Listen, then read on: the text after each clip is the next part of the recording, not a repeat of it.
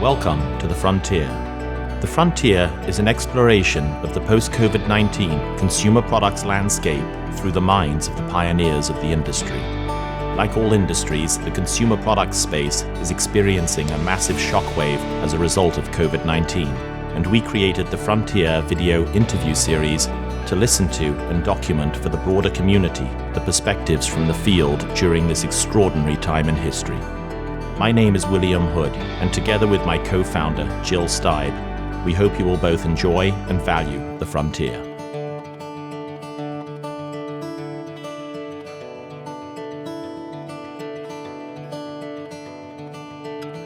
James, welcome. Thank you for having me. James, you're obviously the co-founder of Obvious Ventures, a really cool VC fund that is focused on socially responsible investing first and foremost. We'd love to hear about that, but I just want to tell you that you and I have two things in common beginning with an M. Oh, really? And I'm intrigued. I only learned about the first one very recently because thanks to you, we're staying at your beautiful farmhouse this week. Thank you for putting up the production team. And I found in your cupboard Marmite. Ah, yeah, that's the first M. Okay. I was so elated to know that I could spread some Marmite on my toast, which is what I did growing up. The second M we have in common is, I'll tell it through a story, but we were working on a project together, and I was using the men's room and standing at the stall going about my business, and my phone was ringing off the hook. And I picked up, and it was my business partner, Jill, who you know very well. Yes, I do. And Jill said, James Joaquin needs to see you in his office immediately. Oh, yes. Stop what you're doing. And so I had to stop what I was doing, washed my hands very thoroughly, and ran to your office as fast as I could, like I was running to the headmaster's office. I opened the door, and you are standing there with your lovely wife, Zem, and one of my biggest music artists' obsessions of all time, Moby. Yes. So that was so exciting for me and thrilling, and thank you again for that introduction. I knew you were a huge fan, and we had a great meeting with Moby about vegan products, and I thought, you know, the planets are aligning here. I got to get William in. That was fantastic. But tell us, James, how you came about to co-found Obvious, and tell us all about Obvious Ventures.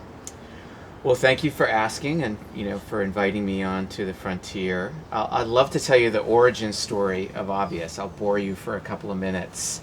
We're in our 7th year as an early stage venture capital fund based in San Francisco, California. And we started 7 years ago with a crazy idea that venture capital should get back to its roots. It should fund world-changing entrepreneurs building solutions to the world's biggest problems. Let's think about solving climate change, chronic disease, income inequality, student outcomes in education.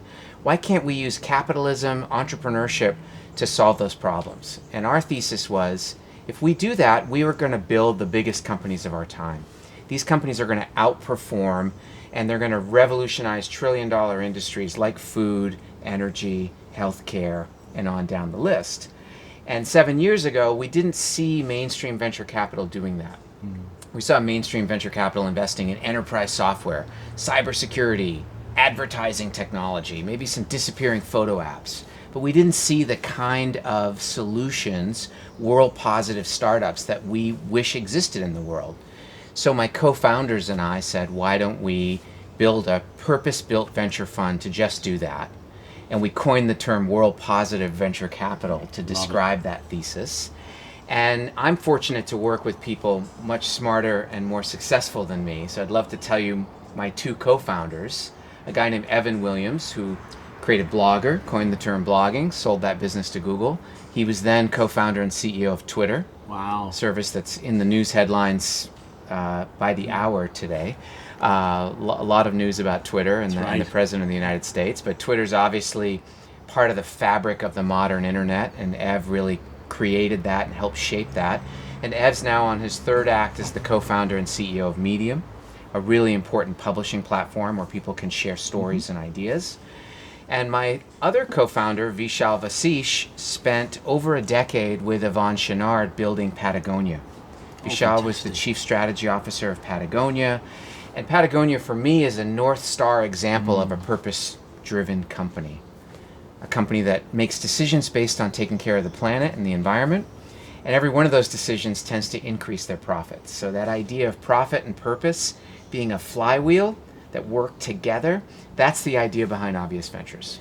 Are they equally balanced, profit and purpose? Or do you lead with purpose and hope for profit?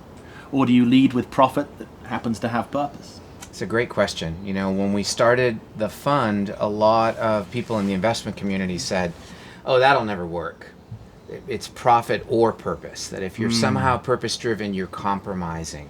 You're making a concession on profits. And we have, to this day, a contrarian thesis, and it's now proving out in our investments, which I'll tell you about in a minute. But our idea is that it's an and, not an or. That the right kind of company with an authentic purpose and mission, that mission will attract top-tier talent. It will lower their customer acquisition costs. They'll get more customers. The customers will connect with their brand. They'll stick around longer.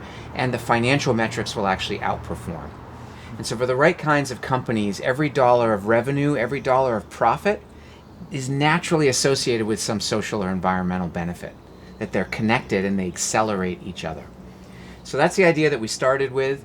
And we carved out 3 pillars of focus that we call sustainable systems, healthy living, and people power. Healthy living is where a lot of our food and consumer products investments live. We'll probably spend some time talking about that today. But across all 3 of these pillars, you know, sustainable systems, an example of that would be our investment in Proterra, an all-electric bus company. They're making city buses that are 100% electric. They have a lower cost of ownership. They run 600 miles on a single charge, so cities can run them all day. They have better business economics. They also happen to be zero carbon emissions. Amazing. So again, there's no or there. It's an and. It's an and. Right? In healthy living, we were early investors in plant-based protein. Beyond Meat was one of our largest investments. That initial public offering and the financial performance of Beyond Meat in the public markets is a great example of a food company that's outperforming their peers. And again, it's based on this mission, this purpose of, hey, how do we reduce the carbon emissions of delicious, nutritious meat that humans want to eat? Well, we'll just make it directly from plants, and we'll cut out the cow middleman, right? And that has worked for the bottom line of that company and their investors. It's also been a spectacular success for both the environment and for human health. In people power, we do work helping small businesses grow. We invested in a company called Gusto that makes software and benefits administration and payroll software for small businesses. Sounds really boring, but the company's mission driven to really help small businesses grow, and they're now a Silicon Valley success story, one of the fastest growing software companies in Silicon Valley. That's fantastic. So that's a little bit about why we started the firm and the kind of work that we do. I'd love to set up the foundation a little bit more and learn about you, James, as this impact and purpose-driven investor. What are those qualities that you personally have that makes you successful as an impact investor? Well, my background, similar to Ev, but not nearly as successful, is one of a repeat entrepreneur. So I started my first software company while studying computer science at Brown University on the East Coast. And to date myself, I was programming on the 128K, as in kilobyte, Macintosh. Oh, wow. Steve Jobs launched in 1984. And I was programming on the Macintosh with 4 other Brown students, and we built a software company that ultimately got acquired by Apple. And so it was my dream as an Apple fanboy to work for that company, and that dream came true. In early 1989, I moved out to the West Coast to work for Apple. I started running an engineering team and then became a product manager and ran a product marketing team and really cut my teeth at Apple, which is an incredible place to learn, and it was an incredible time. It was really the rise of the personal computer industry that when I first arrived here in Silicon Valley. And the next chapter of that journey was a new technology called the internet. You guys may have heard of it, but when the internet showed up, I left Apple and started building internet startups. And I was very fortunate to co-found a startup called When.com, W-H-E-N. It was one of the first web calendars. That business got acquired by AOL during the internet bubble. AOL laid off 2 of the 4 founders. I was one of those 2, so I packed up my founders' suitcases and co-founded another internet company called Ophoto. We built an online photo service right at the beginning of the rise of digital cameras. And we saw this inflection point happening that consumers were going to shift from film to digital. And we actually got that right, and we became the world's largest photo sharing service on the internet. We sold that business to Kodak, the Eastman Kodak company, back when Kodak was a Fortune 500 company. I spent 3 years running the business as a wholly owned subsidiary of Kodak. And after that, I became the CEO of a global payments service called Zoom. Zoom spelled with an X, not the Zoom that we all used during COVID, but a global payments company that helps foreign-born immigrants get their money back to their families. And Zoom was a big part of my World Positive journey, because our mission was to help our customer get more of their hard-earned dollars back, because they were getting ripped off by a big company called Western Union that really dominated global money transfers at the time. And so we use the internet, we use pricing transparency to give lower prices, better foreign exchange fees to our customers. And that mission, that purpose, spread like wildfire, because those customers told all of their friends. And that actually lowered our customer acquisition cost and allowed us to take a lot of market share from Western Union. And Zoom ultimately had a successful IPO in 2013. And a light bulb went off for me that mission and purpose can actually be a key financial driver.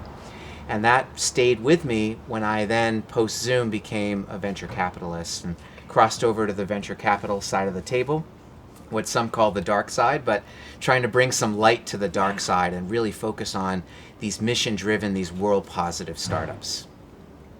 That's a great light bulb moment. Glad you put it to good use.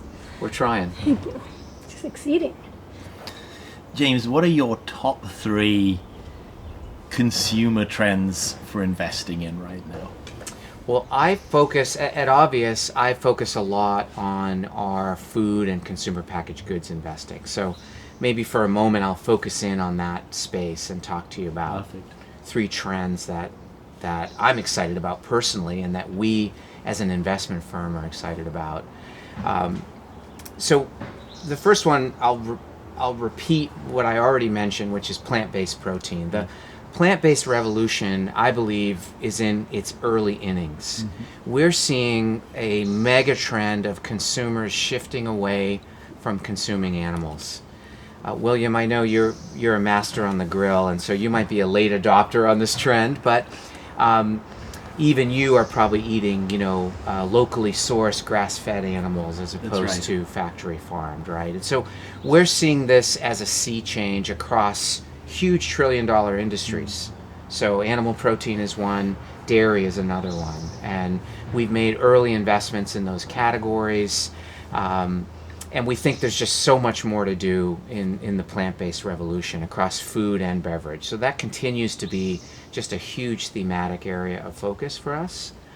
I think the next area that is fairly emergent, and we've made one investment, which I'd love to tell you about so far, is in the area of functional beverages. So if you think about the beverage category, it's historically been a villain, right? Sugary beverages associated with the rise of diabetes globally. But if we look at the consumer spend on beverages, it's significant. And our trend, our thesis, our idea is, can we hijack familiar, delicious beverages, whether it's your morning coffee or tea, or that afternoon soda or drink, and can we somehow sneak in some functional health benefits, right? And one of our founders calls this stealth health. It's a company that we've backed called Taika. It means magic in Finnish, and Taika is a great example of this stealth health functional beverage trend. They make a line of cold brew coffees that are amazing. One of the 2 co-founders is a top barista in the world. He won the World Barista Championship in Finland, and he partnered with a tech guy, and the 2 of them have built this new kind of functional beverage company where you've got this delicious iced coffee, they've got a black coffee, they've got a macadamia nut latte, they've got an oat milk latte. So notice the plant-based trend, no animal dairy in these products. But they also have added this functional stack of adaptogens like ashwagandha, of mushroom extracts like cordyceps and reishi that are promoting focus, clarity, brain health. And that combination with the caffeine, which is the hero ingredient of coffee, actually makes for a better customer experience. It evens out the caffeine with the L-theanine. The mushroom extracts deliver more focus, more clarity. And that idea of not sacrificing taste, keeping it yummy, but also sneaking in these better functional benefits, we think that's a really, really big idea. And so we're really excited about the functional beverage category. Well, it takes a lot of education, but also how do we keep the cost down so that there is more access? I totally love what you're saying, and I see, through the retail environment, a lot of these functional beverages are trying to sell through the 7-Eleven channel and through these other areas where we can reach more people, but we have to reach them at a price point that they can meet.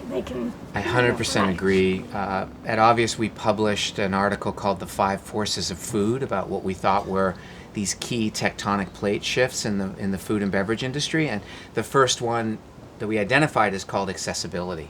So when we invest in a product or service, it has to have the potential to reach the masses. It ultimately needs to be able to be on shelf at Target, at Walmart, at Costco, so that mainstream Americans can access it and can afford it.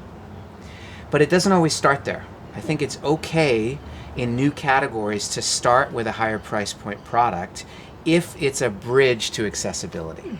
And this is a well-worn playbook of products and brands that maybe initially at low volume, they're sourcing very high quality, efficacious ingredients. You just can't get it to the $1.99 price point. But as you scale the business, as you grow in volume, then you often can get your cost of goods down. You can keep the quality and the efficacy, but get the price points lower as you grow to scale. So we try to help our founders with that playbook so that we ultimately make the products accessible. That was a great article. I read it. Really, really, really good read. James, where were you and what were you doing when it dawned on you that this COVID-19 pandemic was real and our worlds were about to change in ways that we could never imagine our lives? It's a great question. It's a flashbulb memory, right? I think we all will remember that moment where it became real. For me, it was early March. I was working in the Obvious Ventures office in the Presidio section of San Francisco. And one of my teammates, Gabe Kleinman, who runs our portfolio services for our founders, he alerted me to an article that was going viral on Medium. So I'm back to Ev's Medium. platform, Medium. Yeah. This is an article that wasn't written by a professional journalist. It was written by a Silicon Valley entrepreneur who took it upon himself to try to pull the different data sets that were still hard to find and nascent from China, from Italy, from Spain, and he pulled this Medium article together to basically first expose what is now part of our vocabulary, which is this idea of flattening the curve. And it was the first place where we saw some of the numbers and some of the projections of how contagious this virus was and what was going to happen in the United States if we didn't aggressively move to lockdown and to shelter in place and try to flatten that curve. And in early March, there was no government policy suggesting that we do this. And that article just spread like wildfire across our team. And when we read it, it really was a flashbulb moment where we said, okay, we need to immediately ban all team travel, shut down all in-person meetings, and send everybody home and move to a work from home policy. And so we did that a week before the county of San Francisco moved to a shelter in place. And then a week after that, the state of California. I think Governor Newsom's done an amazing job of really being early and aggressive. But it was that Medium article that was the moment of clarity for me. That's so interesting. And around the same time, Tara, Expo West was cancelled, and we were going to co-host that party together at Expo West, and we all made the decision, I think, on the Friday maybe even, but it came from you guys. I remember the Expo West moments where us and our portfolio companies were trying to decide, do we go? We've got a sunk cost, we've invested in booths and parties, and we have buyer meetings. And there's a Twitter account that someone created as a parody Twitter account, which is at COVID-19 on Twitter. And I remember that account tweeted, hey, hashtag Expo West, I'm going to be there, see you there. And it was, it was meant as a very ironic bit of comedy, but it really, it made a point to me that like getting that many people from 7 continents just was not going to be possible given where the world was heading. Right. And it was really tough timing for New Hope. And we were hearing from our emerging brands that they needed Expo. They wanted us so to, many small brands. So many that's small where brands. that's where their whole year of Yeah, sales set. is determined. Yes. Yeah, so we were hoping that the state of California could make that call for us in the right timing, but they did not. They did not. Our timing was really hard. Yeah. And I was there. You were and right at the cusp. I had landed in Anaheim, and we were all nervous. We didn't want, obviously to inflict this disease on anyone or bring a large group together. We were caught in the middle, but we were going to serve who was there. And then once we really saw what was going on, we realized that it wasn't a good idea. Yeah, However, 100%. the entire You made the right call. And the event was set up, and that feeling when Expo's done, and you feel so nourished, and you feel accomplished, and it's great. And that feeling was just, it was a deflated balloon, just a sadness that we didn't get to gather. I know. But we're trying to support We the had a industry great today. event planned, Right. August and William Hood. Yes.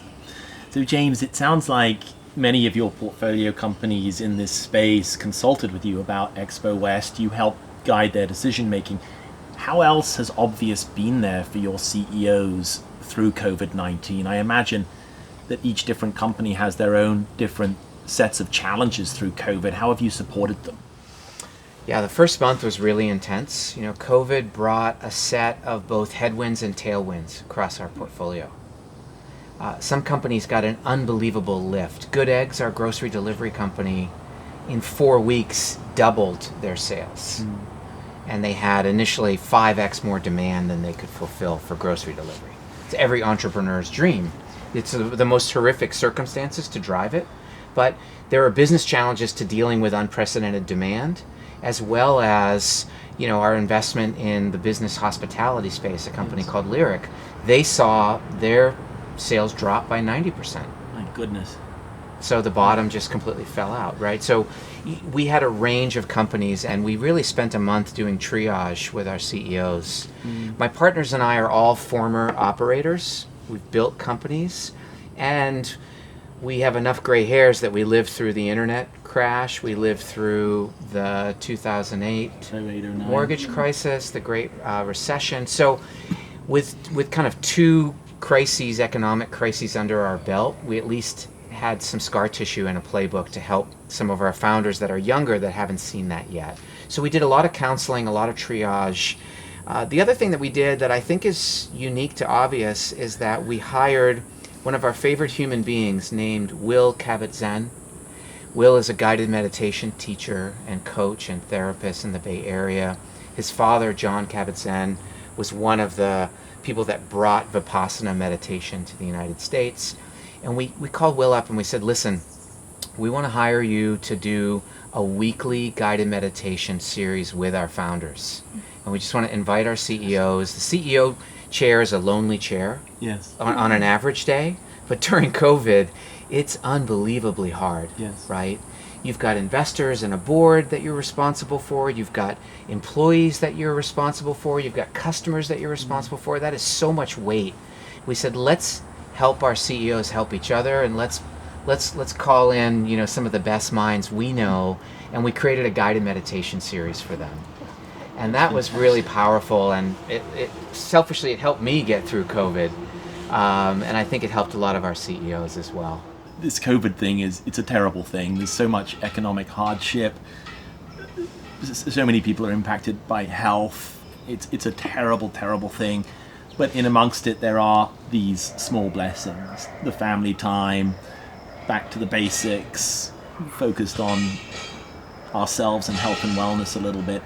But that's a great segue, James, because I'm curious what permanent shifts you see in terms of the societal, the planet, the way we work, and consumer product trends. Do you see permanent changes from COVID? Absolutely. I think with COVID, we have been quoting an old Lenin quote, which is that there are decades when nothing happens, and there are days when decades happen. Is that John Lennon or the one Vladimir. Yes, I thought so. Yes. But I think it's a powerful quote, right? Because we saw in John Lennon has a great quote too, which he is, has many great quotes. life is what happens while you're busy making other plans, which is not too far off. I love that. And Mike Tyson likes to say, everyone has a plan until you get punched in the face. Another great quote. Anyway, back to Vladimir Lenin. But back to this idea that we saw, you know, in March and April, in a matter of weeks, I think we saw decades happen in terms of an acceleration of change, specifically in a lot of industries that are slow or hard to change. So one of the areas that we invest in at Obvious Ventures is in healthcare and trying to fix the U.S. healthcare system. We have an investment thesis we call full stack healthcare. How do we actually align, you know, payers and providers and clinical technicians vertically stacked to focus on better patient outcomes? And we're fortunate in that part of that thesis, we were early to invest in a lot of telehealth approaches. A company like Virta Health that's reversing type 2 diabetes with their own doctor-supervised nutritional intervention, right? A company like Devoted Health, which is trying to fix Medicare with a payer-provider combination with telehealth. And what we saw with COVID is a fundamental structural change where telehealth went from hard to do, slow to happen, regulators against it, all of that flipped overnight. And I think that's a permanent structural change for the better, where this idea of seeing a doctor doesn't have to mean going to a healthcare facility. And we all have been to the hospital for things that are not surgery, and it's just a bad idea, right? And we now, from a viral exposure point of view, we know that more than ever. And so if we can move some of those types of medical interventions to telehealth, we think that's just better economically, better for the healthcare system, better for human health, right?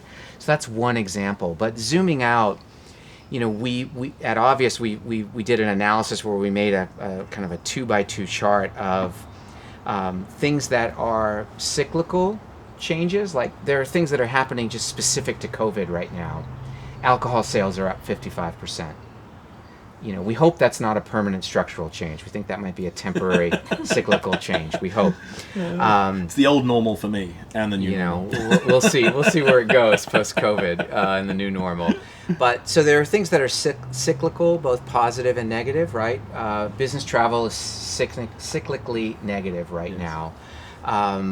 But some of it might actually be structurally negative. So the structural changes, the y-axis, are things that businesses that are either negatively or positively impacted by COVID-19 in a more fundamental structural way.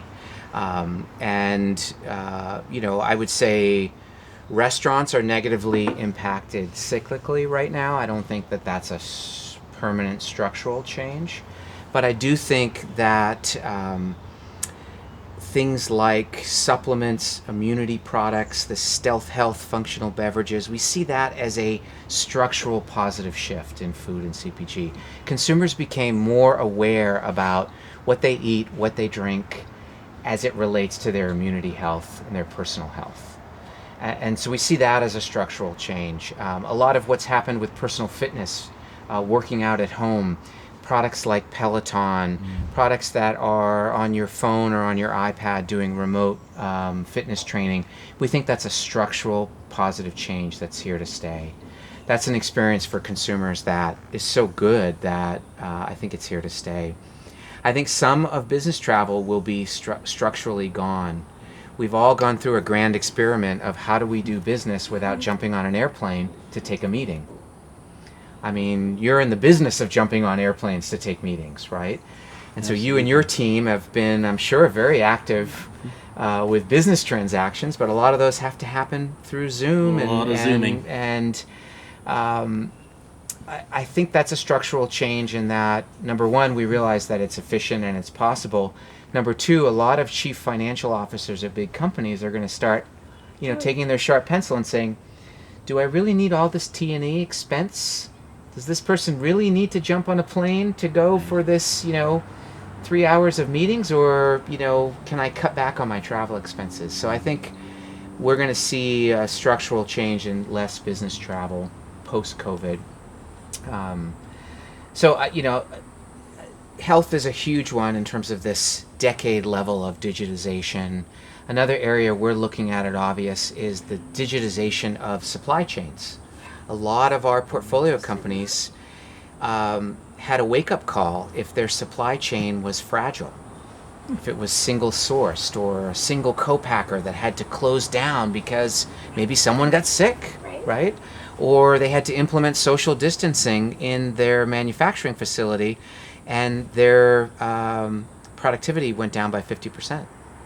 That can be a huge wake-up call for a brand, right? And so this idea of how do you take a supply chain to go from fragile to anti-fragile. Great book recommendation, by the way, is the book Anti-Fragile by Nassim Taleb. That's been a real area of interest for us, and we think making supply chains anti-fragile where they're distributed. Maybe if you're manufacturing offshore, maybe you continue to do that, but maybe you also build some onshore capability. Right? Or maybe you go from a single source to multiple sources so that you're not as vulnerable for something like a COVID when it happens. Some of the world positive side effects of that is, hey, maybe your supply chain starts to get closer to your customer. If that happens, there's a whole bunch of greenhouse gases that go away. Wouldn't that be amazing if we didn't have to make things on the other side of the world and burn bunker fuel to ship them to our customers, right? So we see a renaissance in U.S. manufacturing and local manufacturing starting to happen. It's not going to be as cost effective as Asian manufacturing overnight, but for certain industries, for certain things, or for a certain percentage of your business, we start to see that come back. That's really exciting to us. And we think there's interesting businesses to be built in how you manage an anti-fragile supply chain. So I have to ask, your wife is in events. I work for one of the world's largest event producing companies. How do you see events evolving through this? In-person large gatherings? That's a big question. And my better half is much better prepared to answer it than I am. That's, We'll get Zem on she's the best phone. in the world at that, but I'll do my best to channel Zem and say that I think what she is envisioning is that more than ever, we need events as connective tissue to bring people together, especially people across disciplines. The systems thinking that happens when you get someone working on climate next to someone working on computational biology, next to someone from machine learning, that's just absolutely magical. And we think really big solutions are going to be built from that kind of connection. And typically business events, business gatherings they're the fabric for that. So we think the need is still there, but the shift, the structural change may be to smaller events and to more focused events. So you may start to see, instead of one ginormous Expo West, maybe there's an Expo West for protein and an Expo West for beverages and an Expo West for supplements, and What about an Expo of more regional, because those disciplines take, the geographic. Isn't that called Expo East? But yes, absolutely. I think more, you can slice it in different ways. You can slice it by industry, you can slice it by geography, you could slice it by distribution channel, right? You could have grocery very different than direct to consumer. So I think we're going to start to see this kind of unbundling and rebundling of how we do live events. Yep. It's going to be exciting. And I think we were ready for that. I think we talk the talk about environmental issues and sustainability, and Patagonia's been a huge voice, bringing their learnings to the food community and beverages. There are a lot of challenges to solve there. So I think it's a rebirth, and I'm excited for it. I think you're going to have a bunch of New Hope customers because this has been a really exciting time for emergent brands. One of the interesting consumer trends we found through COVID is that the American consumer that had whatever habitual shopping list, grocery habit, restaurant habit, that just all got reset. And the idea of cooking from home more than ever, the idea of going to the grocery store and a whole bunch of shelves being empty actually created some white space for people to try new brands. There's been a lot of product discovery, and it's been really great for emergent brands where consumers that they didn't reach before maybe said, you know what, my tried and true General Mills product is sold out. I'm going to try this new little brand I've never heard of before. I'm going to give it a try. Yeah. So it's been really great for customer trial. I agree. There's been a ton of trial through COVID, and that's going to result, I think, in a lot of conversion, not just in terms of product, but in terms of how people shop. So there are people that didn't shop on Amazon before, and I'm thinking of some older people. They don't want to leave their house and go to the supermarket and take that risk. Through COVID, they're trying Amazon. They're seeing how easy it is. Or good eggs. Or more importantly, good eggs, which is a little bit like Forrest Gump shrimping during the hurricane. And to be fair, good eggs is not on the East Coast yet. So in New York, you don't have the pleasure of good eggs delivery. Roll it out. Let's Not go. yet. But Not that's. yet. But I think there will be more of a transition towards online shopping and a higher base on the other side as well. James, we're nearly out of time. First of all, this has been fantastic. But I could hang wanna all talk week to with you you all guys. day. This is I know. exciting. No, it's just awesome. Is there anything else you would like to say to our audience, to the broader community today, with our last remaining minutes here? Well, earlier, William, you asked me for 3 trends, and I managed to tell you only 2. Because I cut you off after 2. Because which we had Jill a wonderful will tell you I do all the time. walk in the woods. But I'd love to finish the thought and tell you a third consumer products trend that we're really excited about at Obvious. And that, at the broadest level, is a trend around cannabinoids for wellness. Cannabinoids are the different molecules that occur naturally in the hemp plant. And CBD is the first of, to go mainstream, but there's 116 others. And we think we are just in the very early days of the science and research to show the wellness benefits of these naturally occurring molecules that work with our natural endocannabinoid system. And so at Obvious, we've made our first investment in a CBD wellness company called Beam, B-E-A-M. Congratulations. And I'd love for you to meet these guys. The founders in Boston are both former professional athletes. One's a former Major League Baseball pitcher, the other's a former National Hockey League player. And they had a very powerful personal journey of using CBD through their own fitness regimen for dealing with injuries, rapid recovery. Great for inflammation. Right? And so they created this company, and it has really taken off in the CrossFit and fitness space. Awesome. That was their kind of first beachhead. They then started to expand their product portfolio to help with stress, anxiety, sleep. And when COVID happened, talk about a tailwind, they've seen just unbelievable demand because it's a natural product that can help with stress, anxiety, and sleep as an alternative to these pharmaceutical products that have a lot of known toxicity, a lot of known side effects. So back to this stealth health idea, if we can take natural plant-based ingredients and replace toxic stuff with more natural stuff and still deliver that efficacy to the consumer, we will do that all day long. No, that's fantastic. CBD is a fascinating topic. I think that's another episode with you. For sure. Clearly, a lot of science still to be done, and you're focused on that at Obvious, I know. And the regulatory environment needs to figure out where it's going with it all and mature, which it will. And that's why it's a venture capital opportunity. While there's a twilight zone fog of regulatory, a lot of the big multinational companies are not going to enter. And that's a chance for us to come in and start to build a purpose-built brand in that space. James, you are a true pioneer. Thank you for joining us on the frontier. It was my pleasure, and I look forward to coming back and sitting by the pool with you another time. Let's do it. Thank you, guys. It's good to see you.